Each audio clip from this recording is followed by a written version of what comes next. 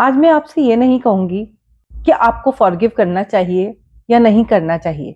आज मैं आपसे बस ये पूछूंगी कि क्या जो बोझ आप उठा के घूम रहे हैं, जो दिल में और दिमाग में परेशानी का बोझ आप लेके घूम रहे हैं, क्या वो आपका अपना है? किसी और के गलत काम का बोझ आपके दिल में और दिमाग में है और आप उसे तब से लेके घूम रहे हैं, तो क्या आप ये ठीक कर रहे हैं? आज मैं आपको 5 पॉइंट्स डिस्कस करूंगी जिससे हम ये समझ सकें कि फॉरगिवनेस क्यों जरूरी है। पॉइंट नंबर 1 है, ज्यादातर लोगों को ये गलत फहमी है कि फॉरगिवनेस का मतलब आपने उन्हें माफ कर दिया। ना ही इसका मतलब ये है कि आप उन्हें अपनी लाइफ में फिर से अलाउ कर रहे हैं, और ना ही इसका मतलब ये है कि आप गलत थे या वो सही थे। ना ही आप उन्हें फिर से एक्सेस दे रहे हैं कि वो वापस से आपके साथ कुछ गलत कर सकें। फॉरगिवनेस का सीधा सा मतलब ये है कि आप अब उस बोझ को और ज्यादा उठाना नहीं चाहते हैं, जो कि आपका है ही नहीं। फॉरगिवनेस का मतलब अप्रूवल नहीं होता है। फॉरगिवनेस का मतलब होता है कि मैं अब उस पे अपनी और एनर्जी वेस्ट नहीं करना चाहती, और मैं अपने आप को और ज्यादा तनाव में नहीं रखना चाहती हूँ, और मुझे अपनी लाइफ में और ज्यादा तनाव नहीं चाहिए। पॉइंट नंबर 2 है, जब आप फॉरगिव नहीं कर पाते हैं तो आप लगातार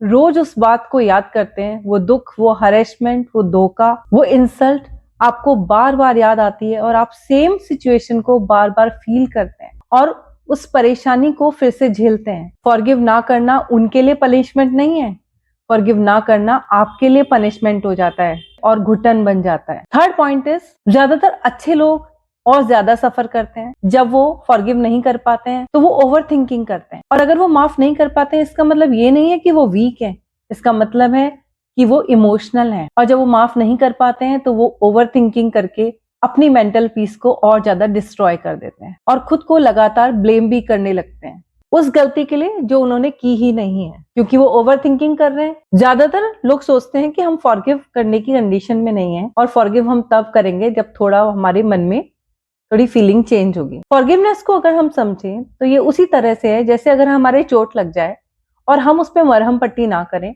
और उसे संभाल के बैठे रहें और उसे लगातार टच करते रहें, तो घाव हमेशा हरा ही रहेगा। लेकिन अगर हम उसकी मरहम पट्टी कर लें, उस पर बैंडेज करा लें, उसमें मेडिसिन लगा लें, तो घाव जो है वो भर जाएगा और दर्द भी कम होगा। तो यहाँ फॉरगिवनेस उस मरहम पट्टी की तरह है, उस बैंडेज की तरह है जो आप अपने घाव पे लगा रहे हो। जब तक आप बैंडेज नहीं करोगे दर्द कम नहीं होगा। आप अगर ये सोचते हो दर्द कम हो जाएगा तब मैं डॉक्टर से कहूंगा, या दर्द कम हो जाएगा तब मैं बैंडेज लगवाऊंगा, तो दर्द कम नहीं होगा, बैंडेज नहीं लगेगी, दर्द वहीं का वहीं बना रहेगा। तो एक तरह से फॉरगिवनेस आपकी हीलिंग है। आपके मन में जो घाव लगा है, आपके दिमाग में जो चोट लगी है, आपके दिल को जो चोट लगी है, उसे ठीक करने के लिए फॉरगिवनेस दवा की तरह काम करती है। पॉइंट नंबर 4 है कि उन्होंने हमारे साथ इतना गलत किया और फिर भी कोई फर्क नहीं पड़ रहा है, हम भी उसे फॉरगिव कैसे कर दें।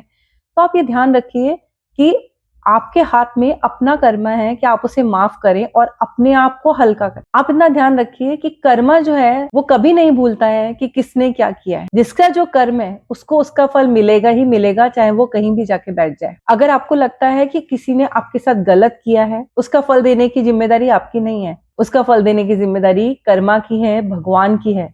और भगवान ने ऐसा फुल प्रूफ सिस्टम बनाया हुआ है कि कर्मा किसी को नहीं छोड़ता। जिसने जो किया है उसे फल तो मिलेंगे ही मिलेंगे। आप क्यों अपने आप को लगातार गुस्से में, रिसेंटमेंट में रख के अपने आप को, अपने दिल को, अपने दिमाग को, अपने शरीर को खराब करते हैं? फॉरगिव करना आपकी हीलिंग है, आपके माइंड के लिए, आपकी बॉडी के लिए, आपके हार्ट के लिए, आपके पूरे इम्यून सिस्टम के लिए फॉरगिव करना बहुत जरूरी है। क्योंकि जब हम गुस्सा करते हैं, जब हम दुख में होते हैं, तो हमारी बॉडी में इस तरह के केमिकल्स बनते हैं जो हमें और ज्यादा बीमार करें, जो हमारे इम्यून सिस्टम को वीक करें, जो हमारी बॉडी में एनर्जी को कम करें, हमें खुश ना होने दें। और इस तरह के केमिकल तब तक बनते रहेंगे जब तक आपके मन में दुख होगा, गुस्सा होगा, रिसेंटमेंट होगा। जैसे ही आप फॉरगिव करते हैं, आप इन सब चीजों से फ्री हो जाते हैं और आपकी लाइफ हील होने लगती है। 5th पॉइंट है कि हमें क्यों फॉरगिव करना है, क्योंकि लॉ ऑफ अट्रैक्शन के अकॉर्डिंग टू, जब तक आपके मन में पीस नहीं होगी, क्लैरिटी नहीं होगी,